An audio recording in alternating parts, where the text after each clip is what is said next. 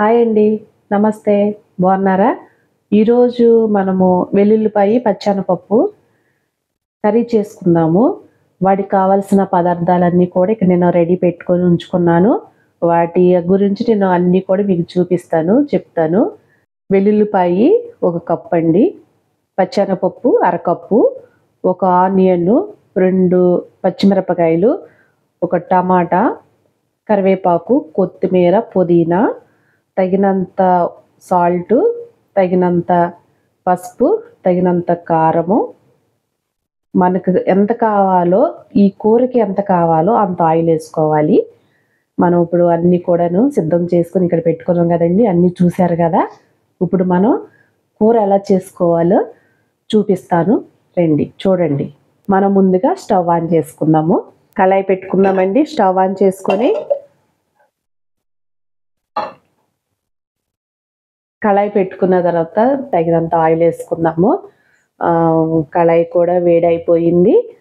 Onion వేగడానికి మనకు కావాల్సినంత oil వేడయిందండి.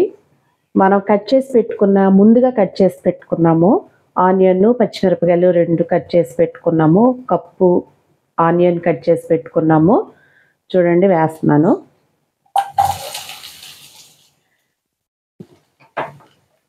ఈ ఆనియన్ కూడాను బాగా దోరగా వేగాలి. గోల్డెన్ బ్రౌన్ కలర్లో రావాలి. వేగుతూ ఉండాలండి. దీనిలో చాలామంది కూడా అల్లం పేస్ట్ కూడా వేస్తారు. వేయకూడదు, ఎందుకంటే ఇది ఎవరికి తెలీదు ఇంకాను. కానీ నేను ఎప్పుడు కూడా 1 వీక్కి ఒకసారి అయినా మా ఇంట్లో చేస్తాను. 2 మినిట్స్లో మగ్గిపోతుంది. నేనైతే కంపల్సరీగా వారానికి ఒకసారి వాడతాను. ఇంట్లో చేస్తాను కూడాను. చాలా బాగుంటుంది.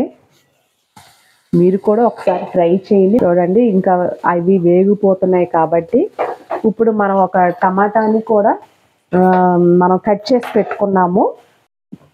చూడండి, మనం కట్ చేసి పెట్టుకున్న ఈ టమాటాని 1 కప్పు వేస్తున్నానండి నేను. దీనిలో టమాటా వేసానండి. తర్వాత కరివేపాకు రెడీ పెట్టుకుని ఉంచుకున్నాం కదా, కరివేపాకు వేయాలి.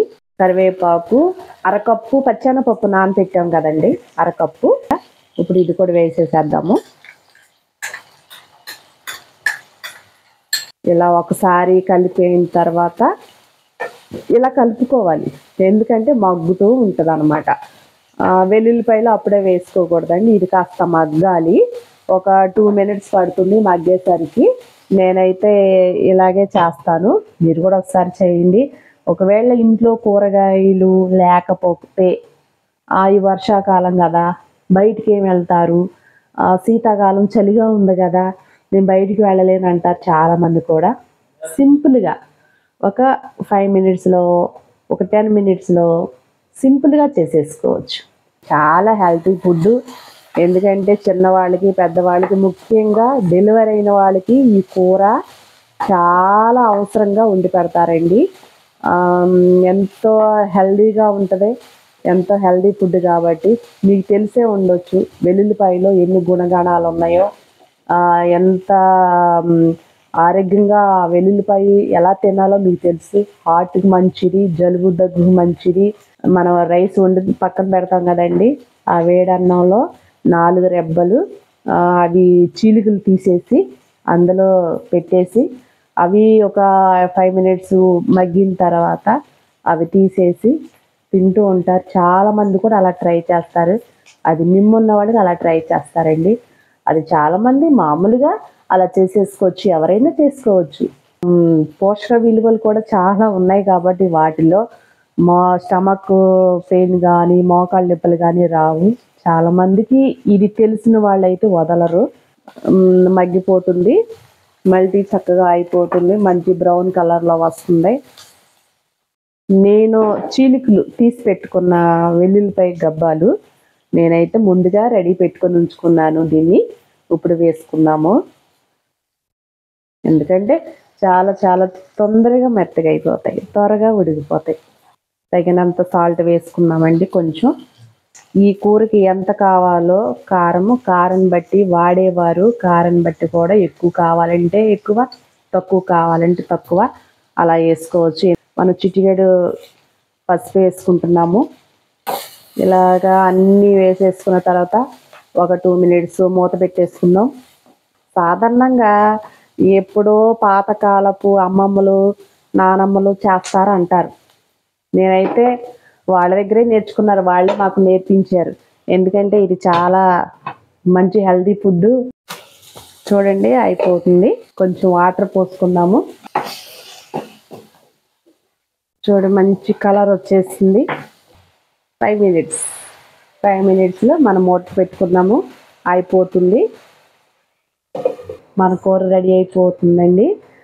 ఒకసారి తిప్పి చూద్దాము. మూత తీసి చూద్దాము. ఉడికిందో లేదో చూద్దాము. దగ్గరకు వచ్చేసిందండి. అయిపోతుంది. చూడండి ఎంత బాగున్నాయో. చాలా బాగా ఉన్నాయి. చాలా బాగా ఉడుకుతున్నాయి కూడాను.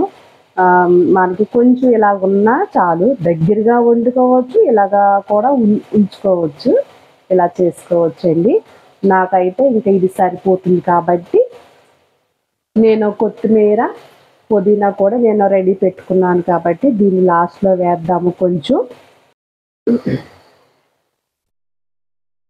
దాని టేస్ట్ కోసం అండి ఇది కంపల్సరీగా వేసుకోవాలి. ఏ కూరలైనా పుదీనా, కొత్తిమీర లేకపోతే బాగోదు కదా. కంపల్సరీగా ఇది వేసుకుంటే డైజెషన్ ఇంకా బాగా జరుగుతుంది కాబట్టి ఇది వాడతారు. చూడండి ఒకసారి ఇలా మెల్ట్ చేసేసుకున్నాము. ఓకే అయిపోయిందండి. మనం బౌల్లో తీసుకుందాము. నేను మీకు ఒక మాట చెప్పాలి, ఒకటి అడగాలని ఉంది. ఒకటి అడుగుతానండి.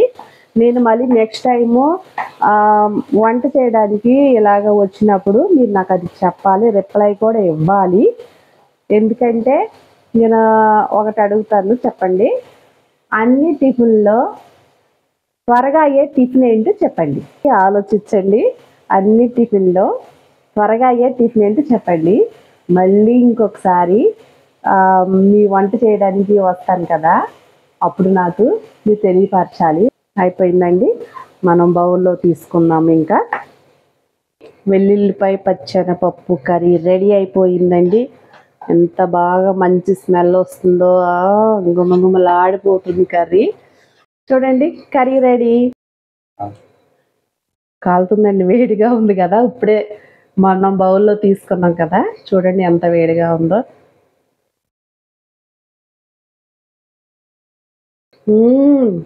చాలా బాగుందండి. అబ్బా సూపర్ ఉంది. చాలా బాగుందండి కూర. వెల్లుల్లిపాయ పచ్చెనపప్పు కూర చాలా బాగుంది. వీడియో మీకు నచ్చినట్లయితే షేర్ చేయండి, లైక్ చేయండి, షేర్ చేయండి, సబ్స్క్రైబ్ చేయండి. ఓకేనండి. Thank you. బాయ్.